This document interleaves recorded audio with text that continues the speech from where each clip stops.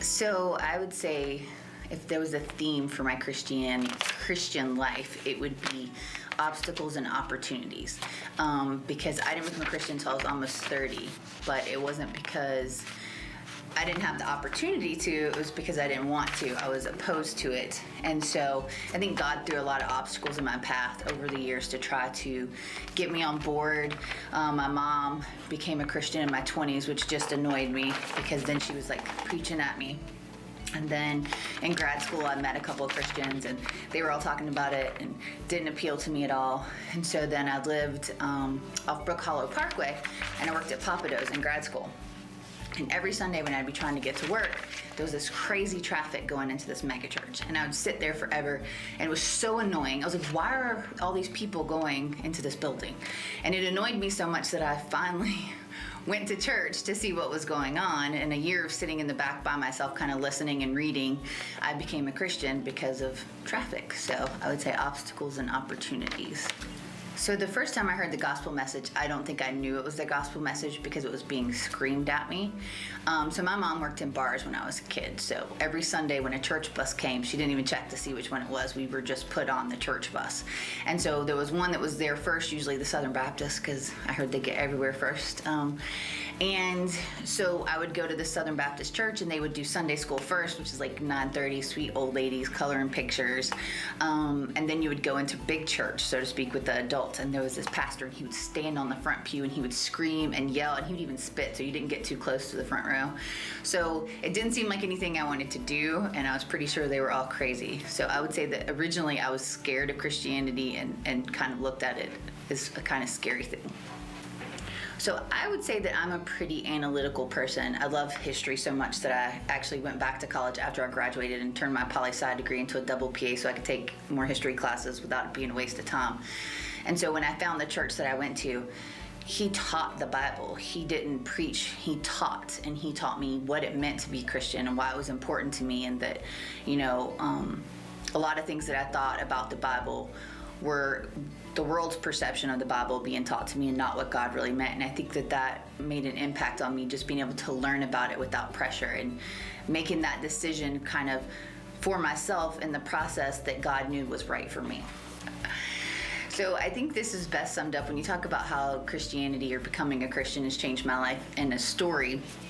So I was taking Jared back home to meet my family. It's probably like the second time he'd been back to my mom's family in South Carolina, and my cousin Wanda Gale says, Jared, you just made such a difference in her life. She's a completely different person. And I was like, no.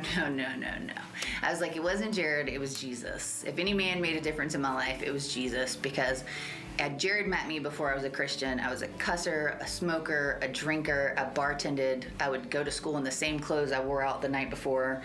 And the person he met broke up with him because he wouldn't go to church with her. So I'd say it's complete 180. Now, there are times I tell people they better be glad I'm a Christian because the old me would have reacted way differently.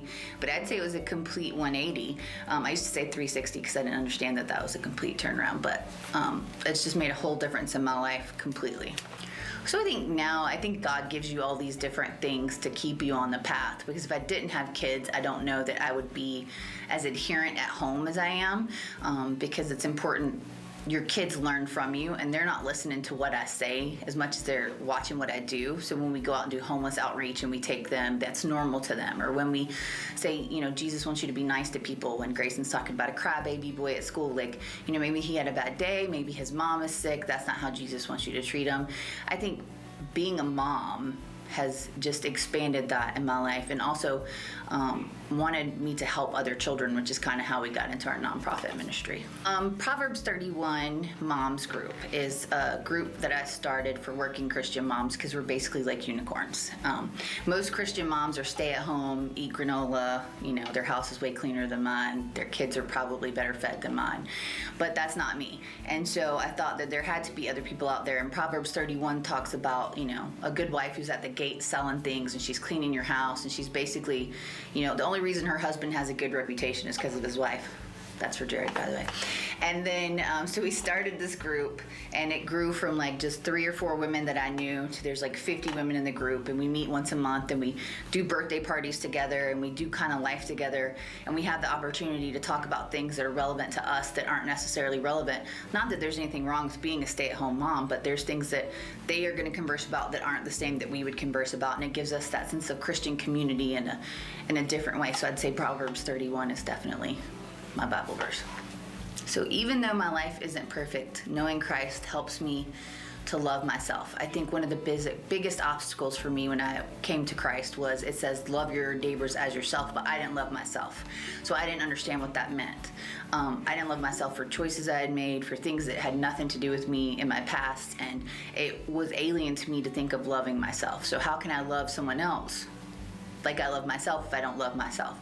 So I think Christ taught me that I am lovable, I am worthy, I am more than my mistakes, I'm worthy of him going to the cross for me. And that's, I mean, if you're worthy of that, what aren't you worthy of?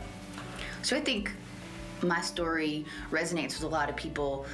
People see you in a Christian walk and they think you've always been in a Christian walk. Oh, you were raised in a church. Oh, you know Bible verses. I have a horrible memory, so I usually don't know many. But I think that my story resonates with people who didn't have that life, who didn't have that Christian upbringing. And I can say, you know, I was lost, and I was a graduate student at Georgia Tech with a bunch of people who were atheists when I found God. It's not that, you know, it's only for uneducated or people who were brought up in religion. It's about that spiritual growth and that walk with Jesus that's open to everyone.